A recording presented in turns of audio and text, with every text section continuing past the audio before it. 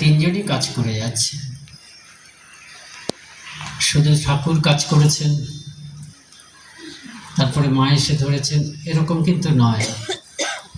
আবার এখন শুধু মাই কাজ করছেন, ঠাকুর বিশ্রাম নিচ্ছেন তাও নয়, ওরা অভেদ অভেদ ওরা।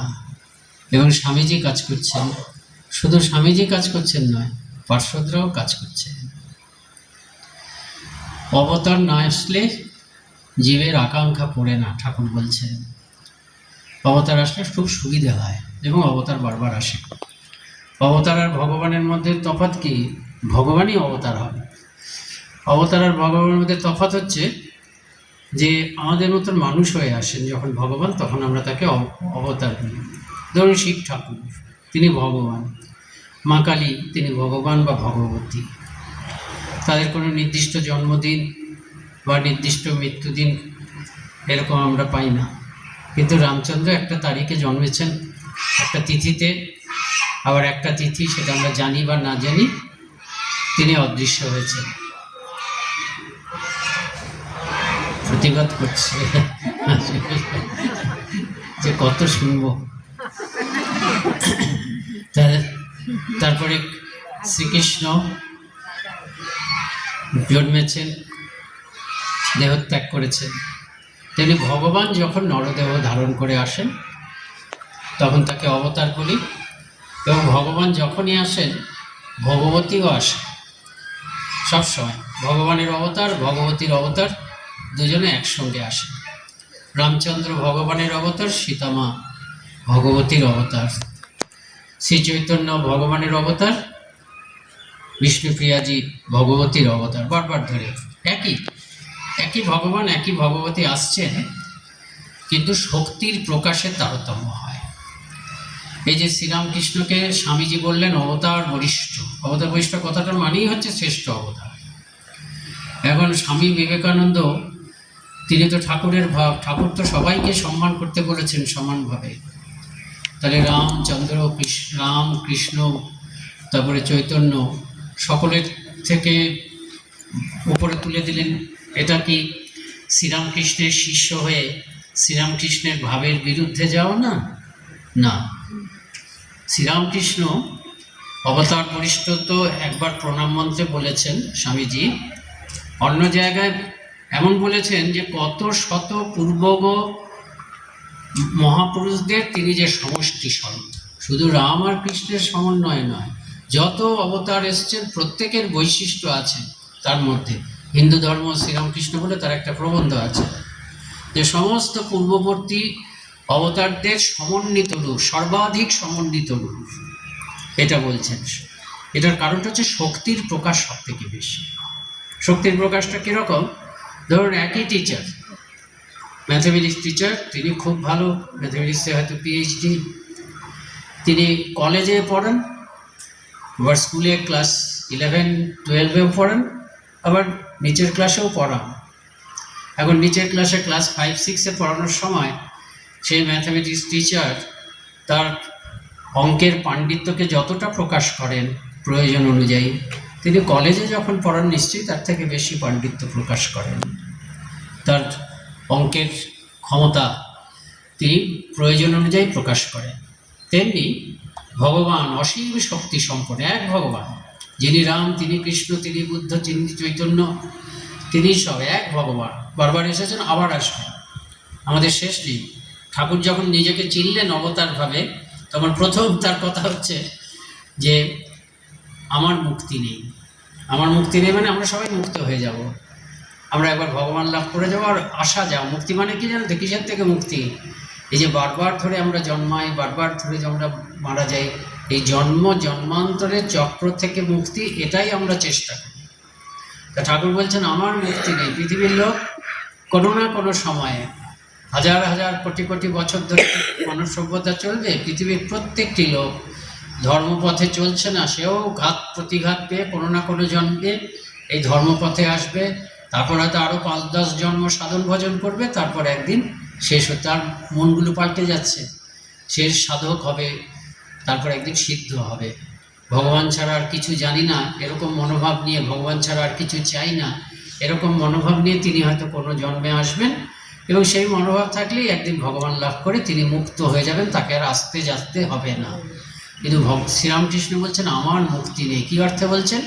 ওই গীতাতে শ্রীকৃষ্ণ যেমন ঘোষণা করছেন, যখনই ধর্মের গ্লানি হবে, অধর্মের অভ্যুত্থান হবে, তখনই আমি বারবার ধরে এসে ধর্মকে প্রতিষ্ঠা করব, সাধুদের পক্ষে দাঁড়াবো, দুর্জনদেরকে আমি বিনাশ করব, হয় মেরে দেব কিংবা তার মনের থেকে দুষ্টু ভাবটাকে দূর করে দেব। এই কাজ চলতে থাকবে, ভগবান বারবার ধরে আসবেন। কাজেই শ্রীরামকৃষ্ণ বারবার ধরে আসবে এই কথাটা বললে ভুল হবে, বলবে যে ভগবান বারবার ধরে আসবেন। এবার শ্রীরামকৃষ্ণ রূপে এসেছেন, পরের বার যখন আসবেন অন্য নাম, অন্য প্রয়োজন। কাজেই একই ভগবান, কিন্তু তিনি প্রয়োজন অনুযায়ী যেমন অন্ধকার ততটা আলো নিয়ে আসেন। এবার সব থেকে বেশি আলো নিয়ে এসছে স্বামীজি বলছেন, সব থেকে বেশি শক্তি, কারণ এবার অধঃপতনটা সব থেকে বেশি ছিল ওই ইংরেজ আমলে।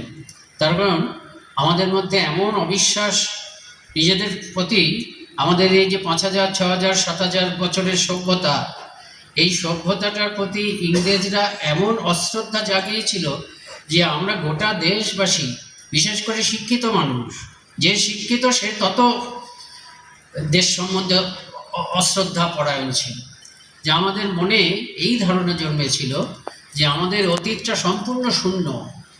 এই যে সাদা চামড়ার লোকগুলো এসেছে, ভাগ্যক্রমে ওরা এসেছে, আমাদের কি ভাগ্য, ওরা উদ্ধার করতে এসেছে, ওদেরকে অনুসরণ করে আমরা সভ্য হতে শুরু করব। এই যে অতীতটা সম্পূর্ণ শূন্য, এইটা হচ্ছে সব থেকে বেশি অধঃপতন, যেটা কোনোদিনও আসেনি। এটাই হচ্ছে সব থেকে বেশি অন্ধকার, যেই অন্ধকার কখনো আসেনি। সেই জন্য এবারের ভগবান যে অবতার রূপে এলেন, অর্থাৎ শ্রীরামকৃষ্ণ রূপে এলেন, এবার তিনি আগের সমস্ত অবতারের থেকে অধিক আলো, অধিক শক্তি নিয়ে এলেন।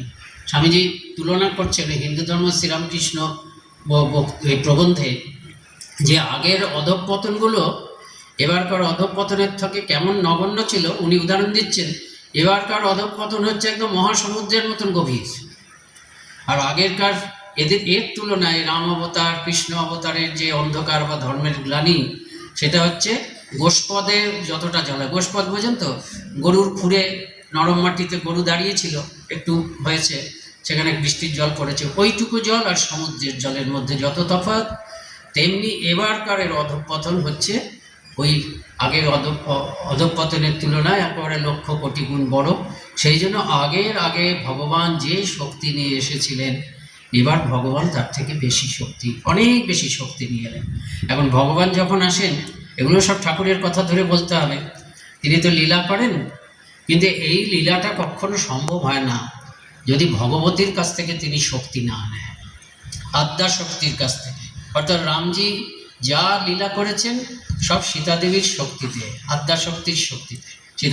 সীতাদেবী পেছনে আছেন, কিন্তু তার শক্তিতেই, ঠাকুরের কথা যদি সত্যি হয়, ঠাকুরের কথা তো সত্যিই, তাহলে রামজির সমস্ত লীলা সীতাদেবীর শক্তিতে, শ্রীকৃষ্ণের সমস্ত লীলা রাধারানীজি বা রুক্মিণী সত্যভামা তারাও শক্তি, তাদের শক্তিতে।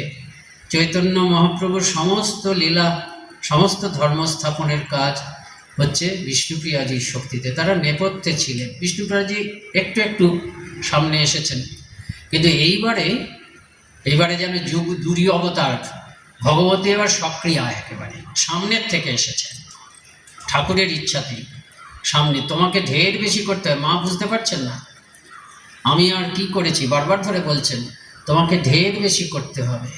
কলকাতার লোকগুলো অন্ধকারে পোকার মতন কিলবিল করছে, তাদের তুমি ডেকো।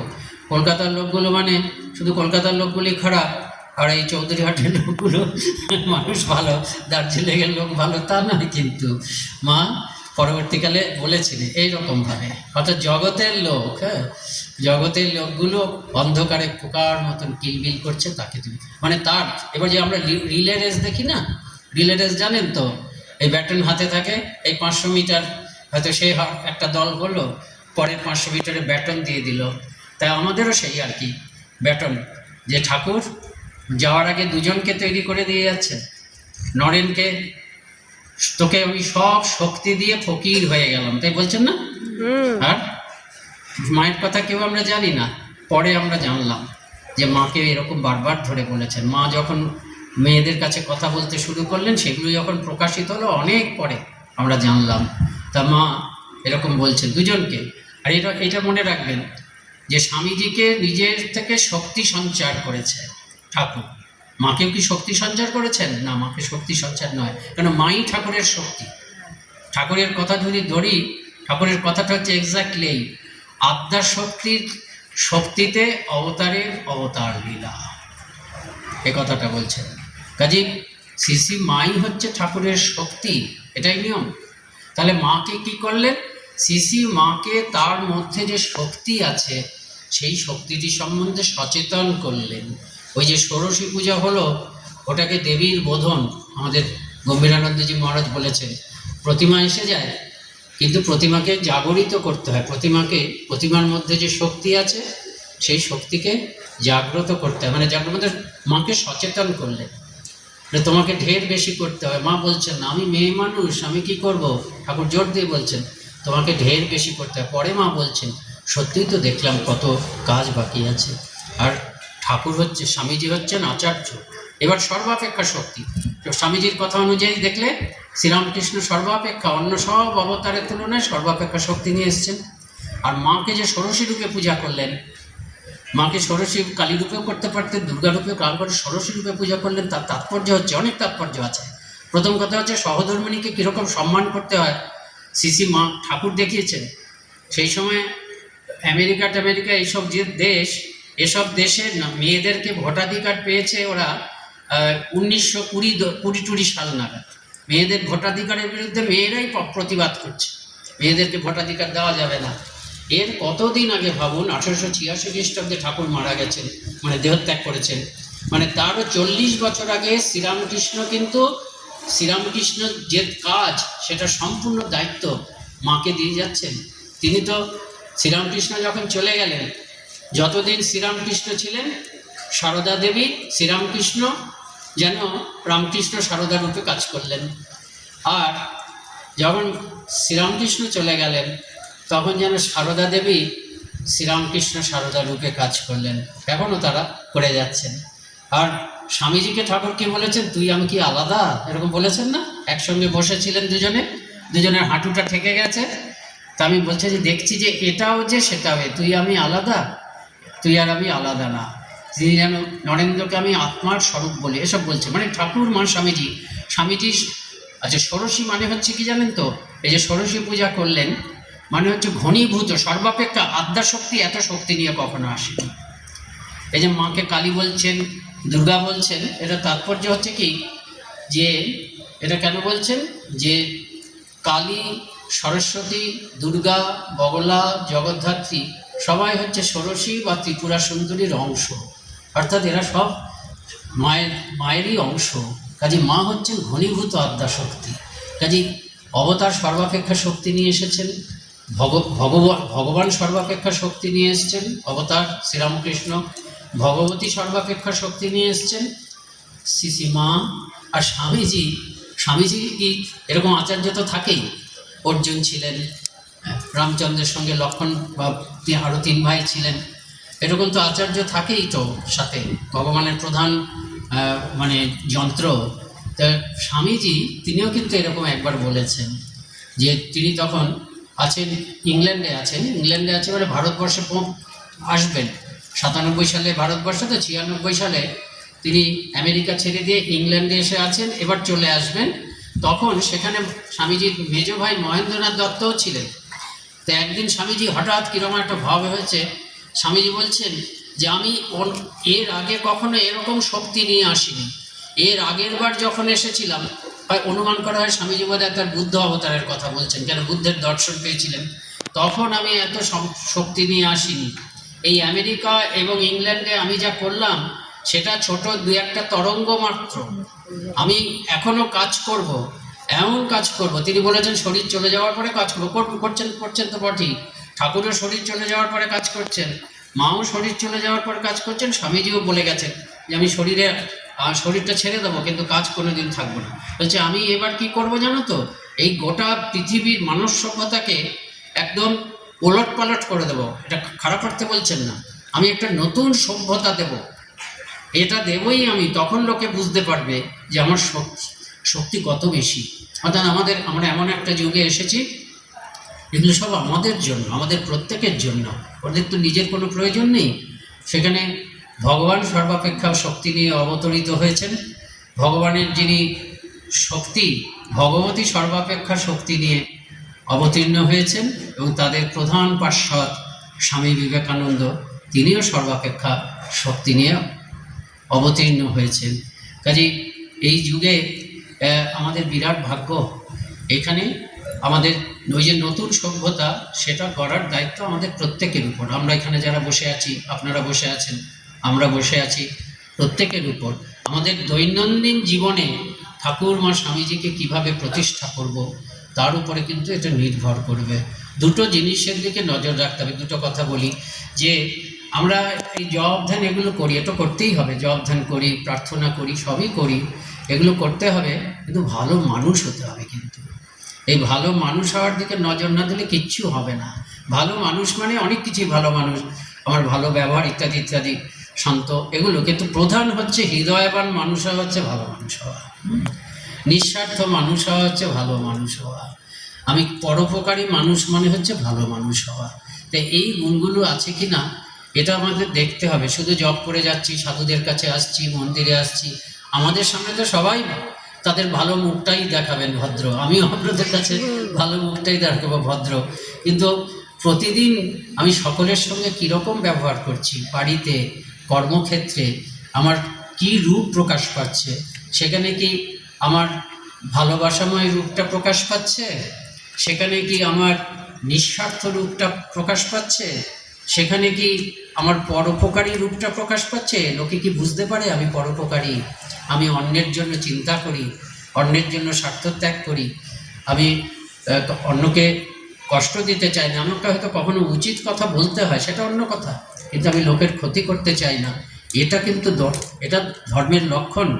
এটা থাকলে তারপরে ঠাকুর খুশি হবে, তারপরে ঠাকুর খুশি হবে। প্রতিদিন জপ করব, প্রতিদিন ধ্যান করব, প্রতিদিন প্রার্থনা করব, আর মানুষের কল্যাণ করব। কেননা মানুষ মানেই হচ্ছে, মঠ মিশনে মানুষ মানেই হচ্ছে ঠাকুর মা স্বামীজি, ওই ঠাকুরের মা। প্রতিটি নারী শিশি মায়ের এক একটা রূপ, প্রতিটি পুরুষ ঠাকুরের একটা রূপ। ওদেরকে কারোর সঙ্গে খারাপ ব্যবহার করলে, কাউকে বঞ্চনা করলে, ওরা তো সব বুঝছে। এমনকি অনেক সময় তো এমন হতে পারে আমি যাকে ঠকাচ্ছি সে বুঝছে না আমি এত চালাক, কিন্তু ঠাকুর বুঝছেন, মা বুঝছেন, ওদের প্রাণে লাগে। কাজেই এটা কিন্তু খেয়াল করতে হবে, এটা আপনারা খেয়াল করবেন। আমি দুটো ঘটনা বলে শেষ করব। এই যে একটা প্রথমে বললাম, তারপরে এই ঘটনাটা বলবো। যে বললাম যে ওরা সবাই কাজ করে যাচ্ছেন, শুধু ঠাকুর মা স্বামীজি নন, এমনকি অন্য পার্শ্বদরাও কাজ করে, ওরা তো করছেনই। ঠাকুর মা স্বামীজি, পার্শ্বদরাও, যেমন এই ব্রাজিলে আমাদের কেন্দ্র আছে, রামকৃষ্ণ মঠ মিশনের কেন্দ্র আছে। ওখানে কেন্দ্রগুলোকে, আমাদের সেন্টারগুলোকে বেদান্ত সেন্টার বলে। তা ব্রাজিলে বেদান্ত সেন্টার হওয়ার অনেক আগে ওখানে একজন খুব ভক্ত খ্রিস্টান লোক ছিলেন, সাধারণ। এই সাধারণ মানুষকে, যার মনটা ভালো, তাদের উপরে ঠাকুরের কৃপা ভগবানের বরাবরই। একদম সাংঘাতিক জাঁকজমকপূর্ণ মানুষ, সেটাও হয় যদি হৃদয় শুদ্ধ থাকে। যাই হোক, আর তা সে খুব সাধারণ মানুষ। সে একদিন ওখানে একটা পুকুরে চান করছে, নদী নয়, পুকুরে চান করছে। তা পুকুর থেকে হঠাৎ একটা মূর্তি উঠল। মূর্তি মানে মানে মানে মানুষ মূর্তি উঠল। সেই মানুষ মূর্তিটিকে দেখেই বুঝলেন যে এ তো ব্রাজিল বা এই অঞ্চলের নয়, এ পৃথিবীর অন্য কোনো অংশের থেকে এসছে না। তা তিনি বললেন যে তোমাকে অনেক গরিব অনাথ ছেলেদের মধ্যে কাজ করতে হবে, অনাথ ছেলেদের মধ্যে, অনাথ শিশুদের মধ্যে কাজ করতে হবে। আমার ছেলে আসবে, আমার ছেলে এসে তোমাকে সব বলে দেবে। বলুন যে ছেলেকে, এই মূর্তিটি শ্রীরামকৃষ্ণের, পরে সে জানলো কে ছেলেকে, রাজা মহারাজ স্বামীজি না। হ্যাঁ, তা তিনি কিছুই জানেন না, আমাদের ভাব। তারপরে কিছুদিন পরে ওই রাজা মহারাজ এলেন, কিছুই তিনি জানেন না। তিনি এসে বললেন তুমি একদম প্রত্যন্ত অঞ্চলে একটা জায়গা দেখো, সেখানে তুমি অনাথ শিশুদেরকে রাখবে, সেবা করবে। তিনি একটা জায়গা বাছলেন, ভেবেছেন এখানে। আবার রাজা, এটা নয়, আরও প্রত্যন্ত অঞ্চলে চলে যাও। এবার রাজা মহারাজ গাইড করছেন। তারপরে একটা প্রত্যন্ত অঞ্চল রাজা মহারাজ অ্যাপ্রুভ করলেন নিশ্চয়ই। সেখানে তিনি সব হোস্টেল করলেন, করে তারপরে এখন কি করবেন, ছেলে মেয়েদের আসলে তাদের তো থাকবে, রেসিডেন্সিয়াল তো, আবাসিক। জল একটা ব্যাপার না, জল তো দরকার। তিনি বিভিন্ন জায়গায় খোঁড়া হচ্ছে, খুঁড়ে খুঁড়ে যারা এক্সপার্ট, যারা আর কি জল এই বোর করে, তারা করছে, কিন্তু কোনো জায়গায় জল পাওয়া যাচ্ছে না। তখন রাজা মহারাজজি আবার এলেন, স্বামী ব্রহ্মানন্দজি আবার এলেন, এসে বললেন এই জায়গাটায় খোঁড়ো, সেখান থেকে জল পাওয়া গেল। তারপর সেখানে এরকম তারা তিনি যত জানেন রামকৃষ্ণ বেদান্ত নাকি নাম দিলেন, তখন রামকৃষ্ণ মঠ মিশন ওখানে হয়নি, সেখানে অনাথ শিশুরা থাকে। আমাদের মহারাজরা গেলেই ওখানটায় যান। তা আমাদের এখন যিনি ভাইস প্রেসিডেন্ট মহারাজ সুহিতানন্দজি, তিনি যখন জেনারেল সেক্রেটারি ছিলেন তিনি সেখানে গিয়েছিলেন। সেই খ্রিস্টান ভদ্রলোক মারা গেছেন। তারপরে কিছুদিন পরে, মানে এইসব দর্শনের পরে, তিনি তার ফাদারকে জিজ্ঞেস করলেন কি ব্যাপার। ফাদার বললেন নিশ্চয়ই কিছু একটা ব্যাপার আছে, এটা যীশু খ্রিস্টেরই কৃপা। যীশু খ্রিস্ট বলেছেন my father's mansion has many room ইত্যাদি ইত্যাদি। হ্যালো, তা মনে হচ্ছে তোমার কিছু একটা বুঝতে পারবে। তারপরে সে ঠাকুরমা স্বামীজির কথা জানলো, তারপরে তিনি ওই এটা করে তিনি চলে গেলেন। তাই এখন সেটা চলছে। আর আমাদের জেনারেল সেক্রেটারি মহারাজ তখন সুহিতানন্দজি গিয়ে দেখেন ছেলে মেয়েরা যেখানে আছে, শিশুরা যেখানে আছেন, সেখানে বিরাট করে মায়ের ছবি, বিরাট মায়ের ছবি। বলে মায়ের ছবি রেখেছে কেন? বলে এরা তো ছোট, অনাথ, আর ওদের খুব ভূতের ভয়, রাত্রিবেলা সব ভয় পায়। তখন আমি এই মায়ের ছবিটা এনে রেখে দিয়েছি আর বলেছি ইনি তোমাদের মা, তোমাদের সকলের মা, এর কাছে বলবে, দেবে, কোনো ভূত টুত আসতে পারে। তারপর থেকে ছেলেরা কিচ্ছু গোলমাল করে না, বাচ্চাগুলো আর কিচ্ছু গোলমাল করে না, তারা রাত্রিবেলা নিশ্চিন্ত। এই হচ্ছে লীলা। দেখুন ঠাকুরমা স্বামীজি তো লীলা করছেনই, স্বামীজির লীলাও এরকম আছে। আমি একজনের কথা জানি, তার একজন আত্মীয় আমাদের সাধু, তিনি ভদ্রমহিলা মারা গেছেন। তিনি আমি তখন ইনস্টিটিউট অফ কালচারে ছিলাম, তা তিনি আমার কাছে ফর্ম নিয়ে আসছেন। এটা লোকের স্বামীজির কাছে যেত, তখন দীক্ষার জাতীয় আমার কাছে পাঠাতেন, আমি বেলুড় মঠ থেকে ফর্ম এনে দিতাম, বীরেশ্বরানন্দজি যখন আছেন। তা ফর্মটা আমাকে দেখিয়েছেন, তা ফর্মের মধ্যে থাকে যে তোমার কবে থেকে দীক্ষা নেওয়ার ইচ্ছা হয়েছে। তা তিনি একটা অদ্ভুত কথা লিখেছেন, আমি এত সালে আমি কন্যাকুমারীতে গেছিলাম, সেই কন্যাকুমারীতে যাওয়ার পর থেকে দীক্ষা নেওয়ার ইচ্ছা হয়েছে। ওটা একটু অবাক লাগলো। তা আমি জিজ্ঞেস করলাম কী ব্যাপার বলুন তো। বললাম না, আপনার যদি ইচ্ছা না থাকে বলবেন, এটা আপনার গোপন। না আপনাকে তো বলতেই পারি। তারপরে তিনি বললেন যে ভদ্রমহিলা একটু চোখটা টেরা মতন, একটা চোখে প্রায় দেখতেই পান না। এখন এটা আমাদের কাছে কিছুই না, কিন্তু বাচ্চা অবস্থায় এগুলো খুব ফ্যাক্টর।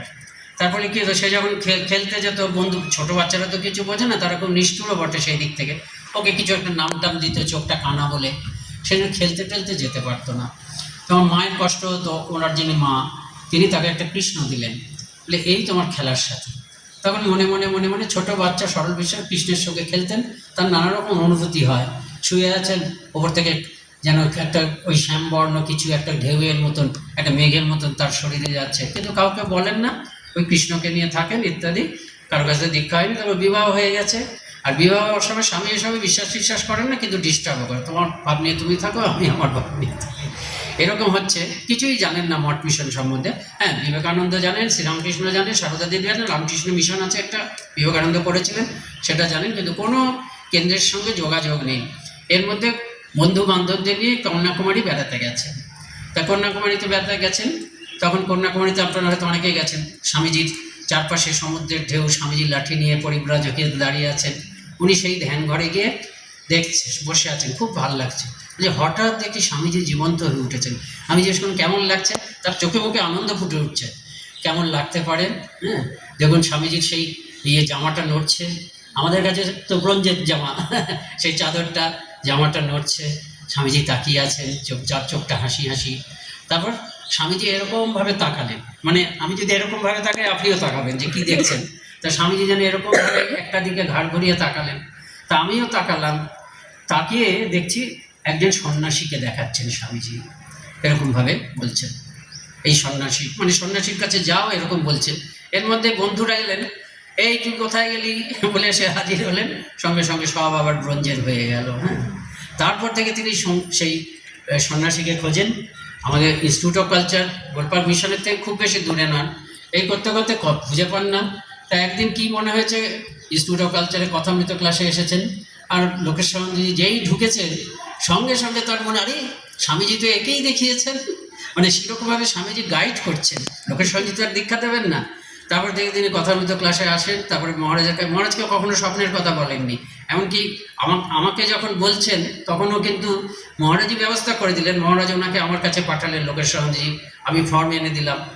তা মহারাজকেও বলেননি। কিন্তু দেখুন স্বামীজি কীরকমভাবে, এটাই বললাম সবাই কাজ করছেন, স্বামীজি কীভাবে গাইড করছেন, তারপরে ওনার দীক্ষা হয়ে গেল। এটা আরেকটি ঘটনা বলি, আত্মানন্দজি মহারাজের কাহিনী জানেন তো? এমন আমাদের একজন মহারাজ ছিলেন, তিনি অবস্থাতেই মানে খুব ব্রিলিয়ান্ট, ম্যাথমেটিক্সে তিনি ফার্স্ট ক্লাস ফার্স্ট হয়েছিলেন ওই মধ্যপ্রদেশে, এবং অনেক দিন পর্যন্ত তার রেকর্ডটা কেউ ভাঙতে পারেনি, বোধহয় এখনও আছে। তা তিনি ব্রহ্মচারী, খুব ট্যালেন্টেড, তিনি ট্রেনিং সেন্টারে আসবেন এবং তাকে সবাই ভেবে রেখেছে যে সারদা পীঠের বা কোনো জায়গায় প্রিন্সিপাল করবেন, কারণ প্রিন্সিপাল তো দরকার। তখন খুব বেশি পিএইচডি টিএইচডি এসব আসতো না, হ্যাঁ, এখন অনেক পিএইচডি, তার প্রিন্সিপাল করবেন। তার মধ্যে কী হলো, তার জীবনটা মানে আমাদের একটা চ্যাপ্টার অ্যাডেড হলো, এটা একমাত্র একটা এক্সেপশন। তিনি দিনের পর দিন স্বামী ত্রিগুণাতীতানন্দজি মহারাজ, নাম জানেন তো? ঠাকুরের 16 জন শিষ্যের মধ্যে সারদা প্রসন্ন মহারাজ বারবার ধরে স্বপ্নে দেখা দিচ্ছেন, আর হাতে একটা পত্রিকা আর একটা দিক দেখাচ্ছে, যে বুঝতে পারছেন না প্রথম। আর ত্রিগুণাতীতানন্দজিকে নিয়ে তিনি খুব বেশি মাথা কামাননি। রাজা মহারাজ, বিবেকানন্দ, রাজা মহারাজ, মহাপুরুষ মহারাজ, প্রেমানন্দ মহারাজ, অখণ্ডানন্দ মহারাজ, শারদানন্দ মহারাজ, এদেরকে প্রতি বেশি গুরুত্ব দেন। কিছু ভাবিনি, তাও দিনের পর দিন ত্রিগুণাতীতানন্দজি আসছেন। তার তখন মনে হলো এই অঞ্চলে কিছু কাজ করতে বলছে, এবং সেটা তার পেয়ে বসেছে। কেন, তিনিই তো স্বপ্নটা দেখছেন, খুব জীবন্ত স্বপ্ন, দিনের পর দিন কেন মনের ভুল হবে? তারপরে তিনি বললেন যে আমি এখানে কাজ করব। সবাই বোঝালো, সিনিয়ররা, তুমি ব্রহ্মচারী, এখন তুমি কি করে কাজ করবে? না, আমি এই রায়পুর না ওই অঞ্চলে আমি একটা সেন্টার করতে চাই, সেবা করতে চাই লোকের, আমাকে ত্রিগুণাতীতানন্দজি নির্দেশ দিচ্ছেন। খুব বোঝানো হলো, কিন্তু তিনি কিছুতেই শুনবেন না।